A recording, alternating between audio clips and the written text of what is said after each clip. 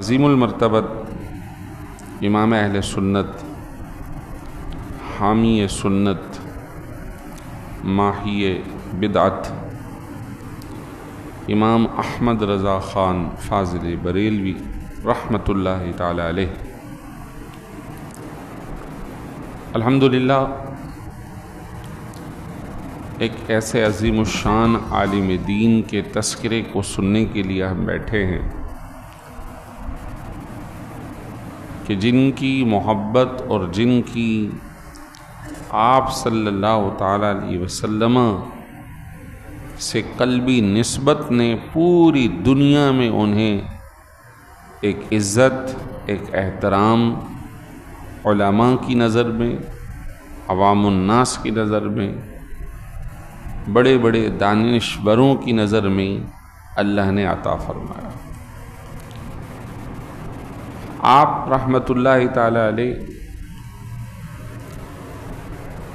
قمری سال کے اعتبار سے شوال 10 شوال المکرم کو پیدا ہوئے اور انگریزی تاریخ میں یہ سن 1856 بنتا ہے اور ہجری میں 1272، تو 1856 پھر 1956 اور اس کے بعد سے آپ اندازہ لگا لیجئے 44 سال وہ ہیں، 24 یہ ہے،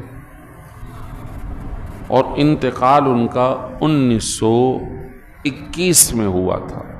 اس اعتبار سے ان کو 100 سال سے زائد انتقال ہوئے ہو چکا ہے، اور قمری سال کے اندر ہر 30 سال میں 1 سال اضافہ ہو جاتا ہے، تو اس طرح 100 سال اور 5 تقریباً سال گزر چکے۔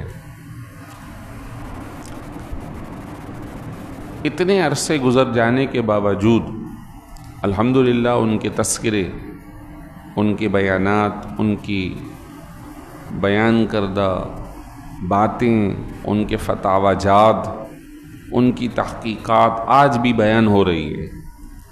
اس میں اہم ترین حصہ وہ ہے نبی کریم صلی اللہ تعالی علیہ وسلم سے محبت۔ کوئی بھی شخص ایک بستی میں بیٹھا ہو، کوئی کلام لکھے اور پوری دنیا میں پھیل جائے اور ہر جگہ اس کی شہرت ہو، تو یہ فقط اللہ تبارک و تعالی کی طرف سے مقبولیت ہے، مقبولیت کی نشانی ہے، اور وہ خود کبھی اپنی بات کو، اپنی کتاب کو، اپنی نعت اور حمد کو چھپوانے کے لیے کسی پریس پہ نہیں گئے، کسی مالدار سے انہوں نے کبھی تقاضا نہیں کیا، بلکہ مشہور ہے کہ جس زمانے میں سگی اعلیٰ حضرت ہیں مرزا غالب اور اس طرح کے لوگ مختلف چھوٹی چھوٹی ریاستوں کے لوگوں کی تعریف کر کے، ان کی مدح سرائی کر کے ان سے پیسے لیتے تھے، نذرانے وصول کرتے تھے اور ان کی شان میں قصیدے لکھتے تھے، جبکہ سیدی اعلیٰ حضرت رحمۃ اللہ تعالی علیہ نے کبھی بھی کسی دنیا دار کو اپنی تعریف کا مرکز نہیں بنایا، کبھی نہیں۔ آپ کی نعتیہ شاعری جو حدائق بخشش کے نام سے مشہور ہے، جب پڑھتے ہیں تو اس میں ہمیں اللہ تعالیٰ کی حمد، پیارے نبی صلی اللہ علیہ وسلم کی نعتیں، سیدی غوث پاک اور دیگر بزرگان دین کے قصیدے، منقبت، یہ پڑھنے کو ملتے ہیں۔ کسی ایک بندہ بشر کی جو کہ دنیا دار ہو، تعریف میں کوئی اشعار، کوئی ربائی اس طرح لکھی گئی ہو، نہیں۔ اسی طرح آپ نے فتاوی جات کے اندر کسی سے ذاتی بنیاد پہ کوئی اختلاف کیا ہو، نہیں۔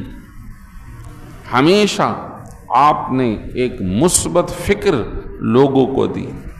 جب ہم فتاوی جات پڑھتے ہیں تو اس وقت پاکستان، بنگلہ دیش، ہندوستان ایک ہی ہے، بر صغیر، اور وہی زمانہ ہے کہ جب یہاں انگریز برطانیہ کے قابض ہوئے تھے اور ساری جگہ حکومت کرتے تھے۔ کراچی میں بھی ان کے مرکز تھے، ان کے پرانے ہاسپٹلز، اسکولز، کالجز، ان کے چرچ جو مرکزی صدر میں ادھر ادھر پائے جاتے ہیں، یہ اسی زمانے کے تھے۔ اس زمانے میں یقیناً مسلمان اپنے عقیدے کے مطابق عمل تو کر رہے تھے، لیکن کئی ایک ایسی چیزیں قوانین کی صورت میں مسلمانوں پہ مسلط تھیں کہ جہاں مسلمان آ کر بسا اوقات بے بس نظر آتے تھے، کیونکہ حکومت دوسروں کے ہاتھ میں تھی۔ ایسے موقع پہ بھی آپ نے ہمیشہ جہاد اکبر کیا ہے۔ آپ نے انگریزوں کے زمانے میں بھی کبھی ان کی حمایت نہیں کی، کبھی ان کی عدالت میں پیش نہ ہوئے۔ کئی ایسے فیصلہ جات ہیں آپ کے فتاوی جات میں کہ جس میں آپ نے غیر مسلموں کے حوالے سے کھل کر گفتگو کی۔ ایک مسجد تھی، جامع مسجد فرنگی محلی، دوسرے لوگ حمایت میں کھڑے ہو گئے تھے، لیکن سیدی اعلیٰ حضرت نے فتویٰ جاری فرمایا کہ ایک مرتبہ جو مسجد بن گئی وہ قیامت تک مسجد ہے۔ انگریز حکومت چاہتی تھی کہ اس مسجد کو توڑ کر ایک روڈ بنا لیا جائے، مسلمانوں نے ان کی بھرپور مخالفت کی، اور ایسے میں تحریری طور پہ علماء نے کام کیا، اس میں سیدی اعلیٰ حضرت سب سے آگے آگے نظر آتے۔ اس زمانے کے اندر انگریزوں کی، غیر مسلموں کی، صرف بر صغیر پر نہیں بلکہ پوری دنیا میں ورلڈ وائڈ اگر ہم تاریخ پڑھیں تو ایک چیز نظر آتی ہے، توڑو اور حکومت کرو، توڑو اور حکومت کرو۔ یہ وہی زمانہ ہے جس زمانے کے اندر بر صغیر کے اندر فتنے پیدا کیے گئے، اور جو سلطنت عثمانی ہیں، عرب ممالک ہیں، ان میں بھی سازش کا بیج بویا گیا، اور ایک لسانی تعصب پیدا کیا گیا۔ چنانچہ ترکی کے لوگ، زبان ان کی زیادہ تر فارسی تھی، لیکن ان کی حکومتی زبان عربی تھی۔ خط و کتابت، تحریرات فارسی عربی میں ہوتا تھا۔ یہاں عرب ممالک میں، عراق میں، سعودیہ میں، دبئی میں، دیگر یہ جتنے ممالک، پوری عرب پٹی جو کہ ایک سلطنت عثمانی کے تحت چلا کرتی تھی اور اس کا مرکز ترکی ہوا کرتا تھا، مکہ مکرمہ ہو، مدینہ پاک ہو، دیگر مقدسات ایریے ہوں، ان تمام جگہوں پہ حنفی مذہب کے مطابق عاشق رسول، ائمہ، محبت کرنے والے بزرگان دین ہوا کرتے تھے۔ اس زمانے کے اندر علماء جب مرکز مکہ مکرمہ، مدینہ طیبہ جاتے تھے، انتہائی ادب و احترام نظر آتا تھا، جو کہ آج نہیں پایا جاتا۔ آج آپ چلے جائیں، عرب کے اندر برا حال ہے، مسجدوں کے اندر چپلیں لے کے گھوم رہے ہیں، شور کر رہے ہیں۔ وہ زمانہ جس کے بارے میں ہم سنتے ہیں کہ سلطنت عثمانی کے بادشاہ نے مسجد نبوی کی جب وسعت کرنی چاہی تو تمام معماروں کو پہلے حافظ قرآن بنوایا، ان کو تربیت دی، پھر انہیں کام سکھوایا، اور اس کے بعد مسجد نبوی کی تعمیرات ہوئی، جو آج تک موجود ہے، مزار شریف کے ساتھ متصل جو پرانی مسجد ہے۔ یہ سلطنت عثمانی کی 150 سال ہو گئے تقریباً، اس سے بھی زائد ہو گئے۔ جو ممبر بنا ہوا ہے جہاں حضور نماز پڑھا کرتے تھے، آج بھی ممبر ہے، اس ممبر پہ کتبہ لگا ہوا ہے، وہ سلطنت عثمانی کے زمانے کا لگا ہوا ہے۔ بعد کی یہ تعمیرات ہوئی ہیں۔ معماروں کو حکم تھا کہ یہاں پہ ایک پتھر بھی اگر چھوٹا بڑا ہو جائے تو نہ اپنے گھسنا ہے، نہ توڑنا ہے، شور شرابہ نہیں ہونا چاہیے۔ لیکن آج دیکھتے ہیں ہم، بے ادبوں کا زمانہ ہے، کاریں لے کر، گاڑیاں لے کے پورے قافلے بالکل دروازے تک پہنچ گئے۔ زمانہ تبدیل ہو گیا۔ اس زمانے کے اندر جب ایک اکائی تھی مسلمانوں کی، اور لوگ مسلمانوں پہ حلہ بولنے، حملہ کرنے سے ڈرتے تھے، تو توڑو اور حکومت کرو کی پالیسی اختیار کی گئی۔ عربوں میں بیج بویا گیا کہ تمہارے اوپر غیر عربی حکومت کر رہے ہیں. یہ سارے علاقے 1900 کے بعد ٹوٹ پھوٹ کا شکار ہو گئے, کئی ٹکڑیوں میں بٹ گئے. اور آج دیکھیے اس زمانے کے گزرنے کے بعد آج دیکھیے کہ ان تمام ممالک کو اسی پالیسی کے تحت اپنا مقروض بنا دیا گیا, اپنے قرض کے ذریعے, اپنی بے حیائی کے ذریعے, فحاشی کے ذریعے آج تباہ کر دیا گیا. جبکہ وہ زمانہ تھا کہ جب ادھر پاکیزگی نظر آیا کرتی تھی, پردہ دری نظر آتی تھی. مصلی پر اس قدر اختلاف پیدا کیا گیا. مصلی رسول مسجد نبوی میں, حرم محترم میں مصلی پر, یہ جو موجودہ عرب ہے ان کے پرانے لوگوں نے, ابن سعود والوں نے ائمہ کو مصلی پہ شہید کر دیا. یہ اختلاف انہوں نے خاموشی لگائی کہ ہم اللہ کے رسول اور اللہ کے گھر میں افراتفری نہیں چاہتے, ہم چھوڑنے کو تیار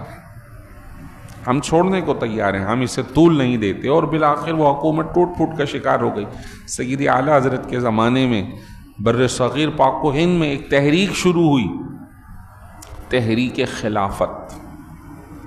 یہ تحریک تھی جس کے اندر مولانا محمد علی, مولانا شوکت علی جوہر, دونوں بھائی اس تحریک کو آگے بڑھانے کے لیے, چلانے کے لیے ایک اتحاد قائم کر رہے تھے کہ ہم سب مل کر وہ جو سلطنت عثمانی ٹوٹ گئی, خلافت عثمانی ٹوٹ گئی, اسے دوبارہ زندہ کیا جائے.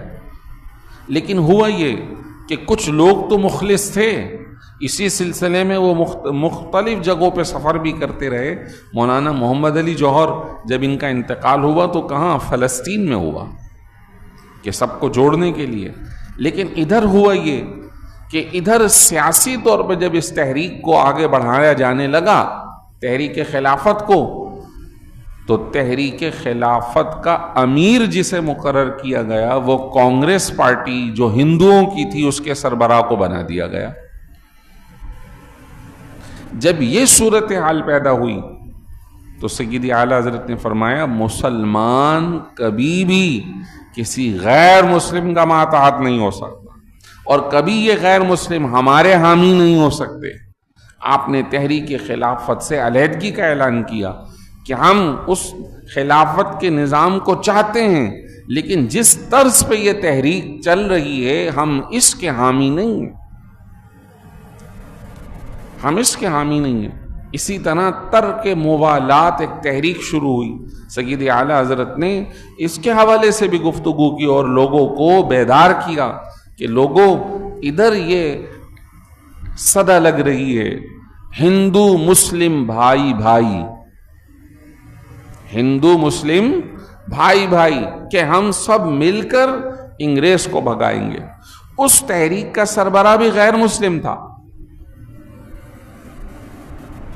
کانگریس کے ساتھ مل گئے مسلک دیوبند کے لوگ, مولانا ابوالکلام آزاد, مسلک دیوبند کے سارے لوگ ان کے ساتھ ملے.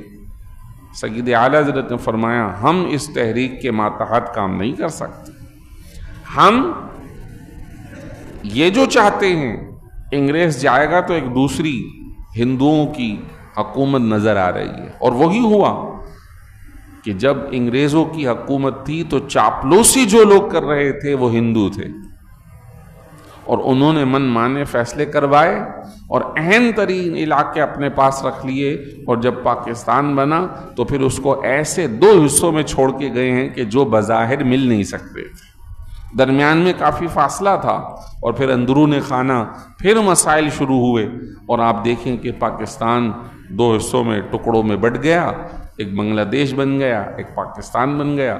بنگلہ دیش کے اندر پھر معاملات چلتے رہے, وہ حکومت پیچھے سے چلتی رہی. اس کا اندازہ آپ دیکھ لیجئے, ابھی نوجوان طبقہ سمجھ سکتا ہے کہ کس طرح اس کی بیٹی حسینہ واجد نے مسلمانوں پر ہی ظلم و زیادتی رکھی مودی کے ساتھ مل کر, حتیٰ کہ عوام الناس اس کو سمجھ گئے, حکومت پلٹ دی ان کی. اس زمانے کے اندر سید اعلیٰ حضرت رحمۃ اللہ تعالی علیہ اتحاد مسلم کی بات کیا کرتے تھے، اور دوسرے مسلک کے لوگ علاقے کی بات کرتے تھے۔ اس کا کیا مطلب ہے؟ علاقے کا مطلب جو کانگریس کے ساتھ لوگ تھے وہ چاہتے نہیں تھے کہ بر صغیر میں مسلمانوں کی حکومت قائم ہو، لیکن انگریز جانے کے لیے جو کام کر رہا تھا اس میں ہندو آگے آگے تھے۔ آپ نے لوگوں میں یہ بیداری پیدا کی کہ نہیں، ہم نہ ان کے ساتھ ہیں نہ ان کے ساتھ، مسلمان ایک الگ قوم ہیں اور کفر ایک الگ قوم ہے۔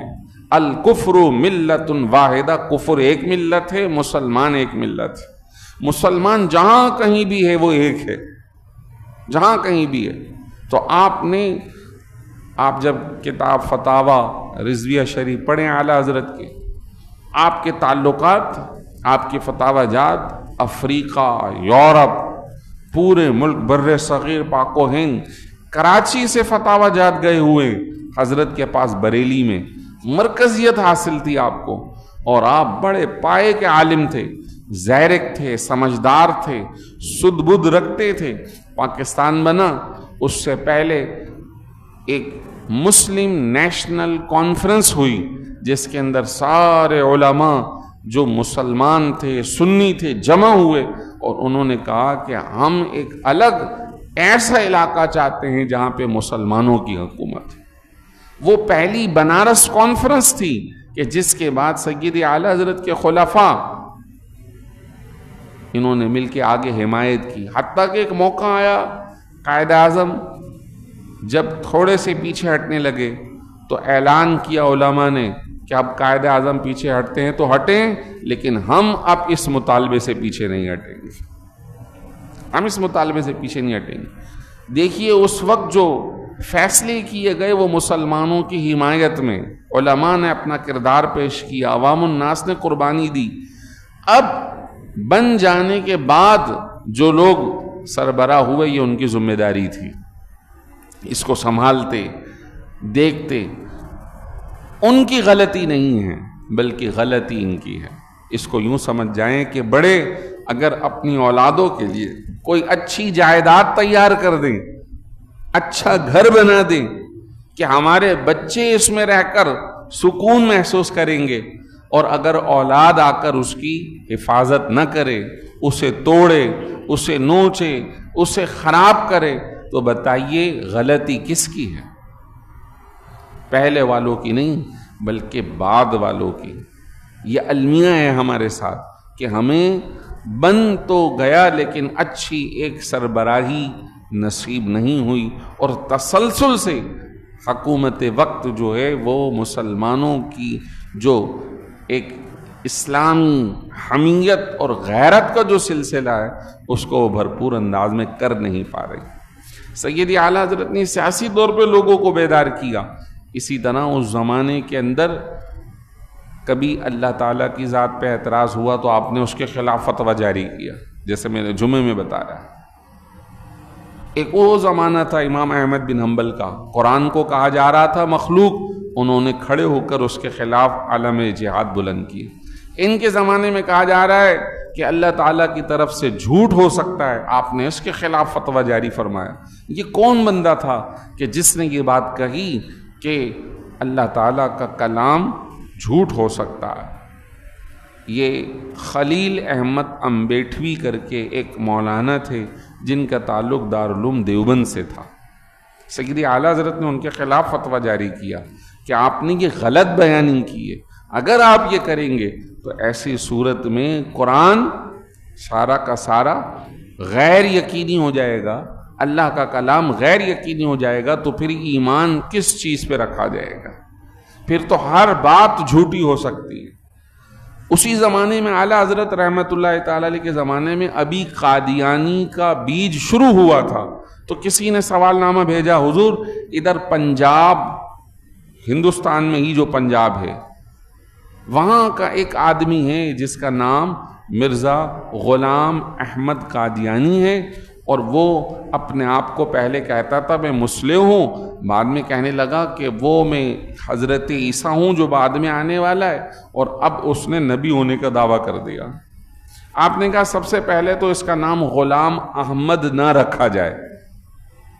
جو احمد یعنی آقا علیہ السلام کا غلام ہوگا وہ ایسا نہیں ہوگا خبیث۔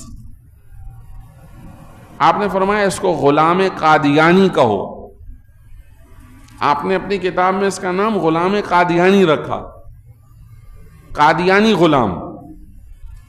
آپ صلی اللہ علیہ وسلم کا نام مبارک ہٹایا کہ یہ نسبت اس کے ساتھ غلط ہے، اور اس کے خلاف 4 رسالے لکھے آپ نے۔ یعنی پورے بر صغیر میں جس شخص نے قادیانی کے خلاف سب سے پہلے تحریری کام کیا وہ سیدی اعلیٰ حضرت رحمۃ اللہ تعالی اعلیٰ حضرت، اور لوگوں کو بیدار کیا۔ اسی طرح بعض لوگوں نے اور خرابیاں شروع کی، کسی نے شان رسالت پہ، کسی نے جناب والا کس حوالے سے، کسی نے صوفیہ کے حوالے سے۔ بتانا مقصود یہ ہے کہ آپ نے اس موقع پہ ان تمام فتنوں کا مقابلہ کیا۔ اس کے ساتھ ساتھ ظاہری جو دنیاوی علوم تھے اس میں بھی مہارت تھی، سائنس کے موضوع پہ فتاوی جات ہیں، میڈیکل کے موضوع پہ فتاوی جات ہیں۔ حکیم سعید جو ہمارے یہاں پاکستان کے تھے ان کے تبصرے موجود ہیں کہ میں جب ان کے فتاوی جات پڑھتا ہوں میڈیکل والے جو طبیات کے اوپر لکھیں تو ایسا لگتا ہے کہ مولانا احمد رضا عالم نہیں بلکہ ایک طبیب ماہر تھے۔ ایسی جو ہے وہ جڑی بوٹی اور دیگر جو طبیات کے اصول اور ضوابط ہیں سیدی اعلیٰ حضرت علیہ رحمٰن نے بیان فرما۔ شاعر علامہ اقبال ان کی شاعری پڑھتے ہیں تو کہتے ہیں کہ ان جیسا شاعر نہیں گزرا۔ پہلی مرتبہ انہوں نے سیدی اعلیٰ حضرت کا یہ شعر سن کے کہا کہ یہ اس انداز سے یہ شعر کبھی نہیں کہا گیا۔ واہ کیا جود و کرم ہے شہ بطحا تہرا۔ کہا میں نے آج تک شعر واہ سے شروع ہوتے ہوئے نہیں دیکھا، داد سے شروع ہوتے ہوئے نہیں دیکھا۔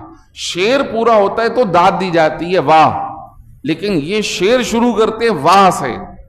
اندازہ کیجئے طبیب ہے تو وہ انہیں ماہر سمجھ رہا ہے، شاعر ہے تو وہ انہیں ماہر سمجھ رہا ہے، سیاستدان ہے تو انہیں زیرک اور سمجھدار سمجھ رہا ہے، فقی اور مفتی ہے تو سید اعلیٰ حضرت کو دیکھ رہا۔ اس زمانے کے ایک مولانا تھے سراج الدین صاحب، جو زیادہ تر جھکاؤ ان کا دیوبند کی طرف تھا، اور وراثت کے مسائل میں بڑے ماہر تھے بر صغیر میں۔ لیکن وراثت کے مسائل میں ایک سلسلہ آتا ہے ذوی الارحام کا۔ ذوی الارحام کا مطلب ہے کہ کسی شخص کا انتقال ہوا، اس کے قریبی رشتہ دار نہیں ہے، دور کے ماں کی طرف سے رشتہ دار ہے، ماموں ہیں، خالائیں ہیں، خالاؤں کے بچے ہیں، سگا خون نہیں ہے۔ جو خالو ماموں ہیں وہ دوسری طرف چلے جائیں گے، ہمارا باپ، دادا، بیٹا، بھائی یہ ہمارے سگے خون رشتہ کہلاتا ہے باپ کی طرف سے۔ ذوی الارحام کے مسائل میں مولانا سراج الدین صاحب پھنس گئے۔ کہتے ہیں میں نے سوال نامہ بھیجا دارالعلوم دیوبند، دارالعلوم سہارنپور، فلاں فلاں فلاں، لیکن کہیں سے جواب نہ ملا۔ میں نے امام احمد رضا کے پاس ایک سوال بھیجا، ایک ہفتے کے اندر مدلل ایک پورا رسالہ لکھ کر بھیجا۔ کہنے لگے اس کے بعد سے مولانا سراج الدین سیدی اعلیٰ حضرت کے گرویدہ ہو گئے کہ ان جیسا عالم میں نے نہیں دیکھا۔ ڈاکٹر ضیاء الدین جو علی گڑھ کے چانسلر تھے وہ میتھمیٹک کے ماہر تھے۔ ایک مسئلہ دوگارتھم کا نہیں حل ہو رہا، چاہتے برطانیہ جاؤں اس مسئلے کو حل کرنے۔ آپ کے ایک خلیفہ تھے جو وہاں پڑھایا کرتے تھے، کہنے لگے ہمارے حضرت سے ذرا مل لیں۔ کہنے لگے مولانا کیا مسئلہ حل کرے۔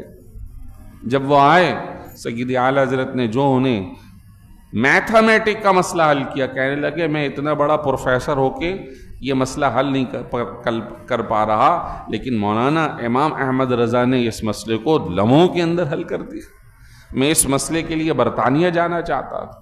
یہ وہ علمیت تھی، اور اس علمیت کے پیچھے مرکزیت حضور کی ذات تھی۔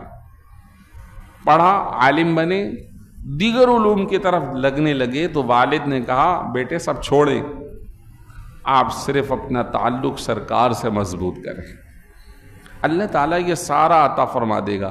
کہنے لگے وہی ہوا، بس میں نے سرکار سے اپنی نسبت کو پکا کیا، کسی کے آگے پیچھے نہیں گئے، انہیں جانا انہیں مانا، نہ رکھا غیر سے کام، للہ الحمد میں دنیا سے مسلمان گیا۔ کروں مدح اہل دول رضا، مالداروں کی تعریف کروں مدح اہل دول رضا، پڑے اس بلا میں میری بلا، میں گدا ہوں اپنے کریم کا، میں تو سرکار کا غلام اور فقیر ہوں، میرا دین پارہ نہ نہیں، روٹی کا ٹکڑا نہیں، کوئی پیسے دے، سکے دے، درم دے تو میں اس کی تعریف کرنے لگ جاؤں، نہیں، میں تو گدا ہوں اپنے کریم کا، میرا دین پارہ نہ نہیں۔ یہ ہیں اعلیٰ حضرت رحمۃ اللہ تعالی علیہ۔ اور آخری ایک تمنا کر کے گئے، کاش محشر میں جب ان کی آمد ہو، کاش محشر میں جب ان کی آمد ہو، کہیں ہاں رضا مصطفیٰ جان رحمت پہ لاکھوں سلام، جس طرح دنیا میں تو پڑھا کرتا تھا، کہیں رضا ہاں پڑھ، میری تمنا ہے کاش ایسا ہو۔ اور آج دیکھیے پوری دنیا میں، حتیٰ کہ جو لوگ ہم مسلک نہیں ہیں، وہ بھی جب 12 ربیع الاول آتا ہے تو سیدی اعلیٰ حضرت کا یہ شعر لکھ لکھ کے چاروں جگہ بینر لگا رہے ہوتے ہیں جماعت اسلامی والے، نہیں تو آپ دیکھ لیجئے گا، یہ سیدی اعلیٰ حضرت کا شعر ہے جو حضور کی شان میں اللہ اپنے پرائے سب کی زبان سے نکلوا رہا۔ اللہ تبارک و تعالی حضرت کے درجات کو بلند فرمائے، ان کی تحقیقات کو قبول فرمائے، اور ان کے لیے جنت کے رفیع اور بلند تر درجے اللہ تعالیٰ عطا فرمائے، اور ہمیں بھی ان کے نقش قدم پہ چل کے ہوئے تسلف فی الدین، دین کی پختگی، حمایت، نصرت اللہ عطا فرمائے، اور ہمیں ایمان کے ساتھ اللہ کی بارگاہ میں حاضری کی توفیق عطا فرمائے۔ وآخر دعوانا ان الحمد للہ رب العالمین۔